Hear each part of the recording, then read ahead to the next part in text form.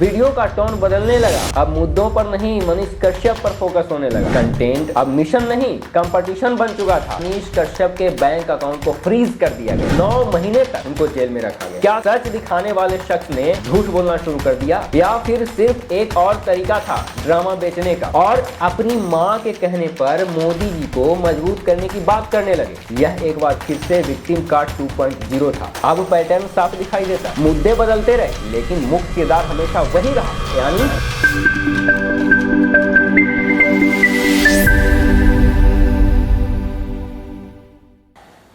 एक जनता का हीरो कैसे बना पॉलिटिकल प्लेयर। नमस्कार, मेरा नाम है राहुल मिश्रा और आप देखना शुरू कर चुके हैं जनसंवाद टीवी। एक कैमरा, एक साधारण युवक और एक मिशन, बिहार के आम लोगों की आवाज बनना।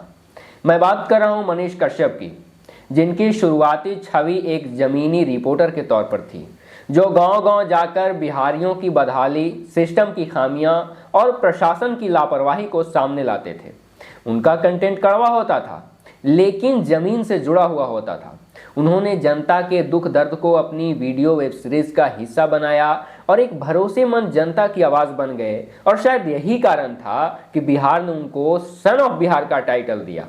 लेकिन यहां से शुरू हुआ एक ऐसा ट्रांजिशन जिसकी पटकथा में जनता का दर्द तो था, लेकिन लक्ष्य था खुद को एक ब्रांड बनाना। जैसे जैसे व्यूज और फॉलोअर्स बढ़ते गए, जन सरोकार धीरे धीरे डिजिटल एंटरटेनमेंट में बदलने लगा और गरीबों की आंख का जो आस था वो कैमरे के लिए थंबनेल अपॉर्चुनिटी बन गया। वीडियो का टोन बदलने लगा। अब मुद्दों पर नहीं, मनीष कश्यप पर फोकस होने लगा। जिन सड़कों की हालत वो दिखाते थे वो बैकग्राउंड का हिस्सा बन गया और खुद एक वीडियो पर्सनैलिटी के तौर पर वो सामने आने लगे। कंटेंट अब मिशन नहीं, कंपटीशन बन चुका था। टीआरपी और लोकप्रियता की रेस शुरू हो चुकी थी। पर मार्च 2023 में सब कुछ बदल गया। मनीष कश्यप ने तमिलनाडु में बिहारी मजदूरों पर हमले के फर्जी वीडियो वायरल किए, जिसे 2 राज्यों के बीच में तनाव की स्थिति बन गई। सरकार हरकत में आई, प्राथमिकी दर्ज कर ली गई और मनीष कश्यप के बैंक अकाउंट को फ्रीज कर दिया गया। जल्द ही उनको गिरफ्तार कर लिया गया और लगभग 9 महीने तक उनको जेल में रखा गया। यहां एक बड़ा सवाल खड़ा होता है, क्या सच दिखाने वाले शख्स ने झूठ बोलना शुरू कर दिया, या फिर सिर्फ एक और तरीका था ड्रामा बेचने का। जेल से निकलने के बाद उनकी छवि और ज्यादा पोलराइज्ड हो गई। कुछ उन्हें शहीद मान बैठे तो कुछ ने उनको डिसइंफॉर्मेशन मशीन तक करार दे दिया। जेल से बाहर आने के कुछ ही हफ्तों के बाद मनीष कश्यप ने राजनीति में कदम रखने का ऐलान कर दिया और अप्रैल 2024 में उन्होंने भारतीय जनता पार्टी को ज्वाइन कर लिया और अपनी मां के कहने पर मोदी जी को मजबूत करने की बात करने लगे। लेकिन राजनीति में भी उनका सफर कोई सीधा नहीं रहा, उनका रास्ता सीधा नहीं रहा। जब उनको टिकट नहीं मिला तब उन्होंने फेसबुक लाइव के जरिए इमोशनल अपील की और कहा कि मैं खुद को नहीं बचा पाया तो भैया दूसरों को क्या बचा पाऊंगा। यह एक बार फिर से विक्टिम कार्ड 2.0 था। पार्टी छोड़ दी और जून 2025 में वो जन सुराज पार्टी में सम्मिलित हो गए। अब पैटर्न साफ दिखाई देता है।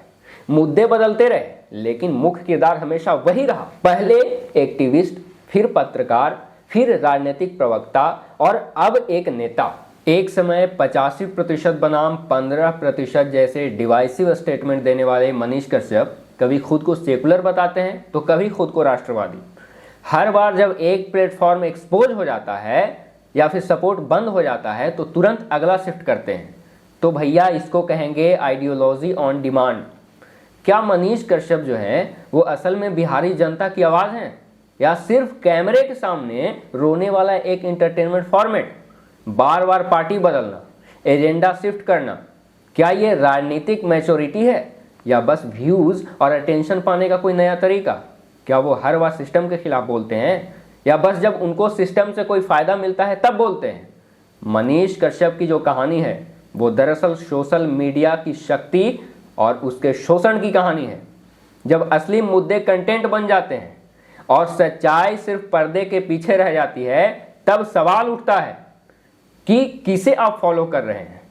तो अगली बार से जब आपके कैमरे के सामने आकर के कोई बिहारी दर्द के नाम पर आपके भरोसे से खेलना चाहे तो सोचिएगा कि वो सच बोल रहा है या फिर सच में आपको गुमराह करने की कोशिश कर रहा है।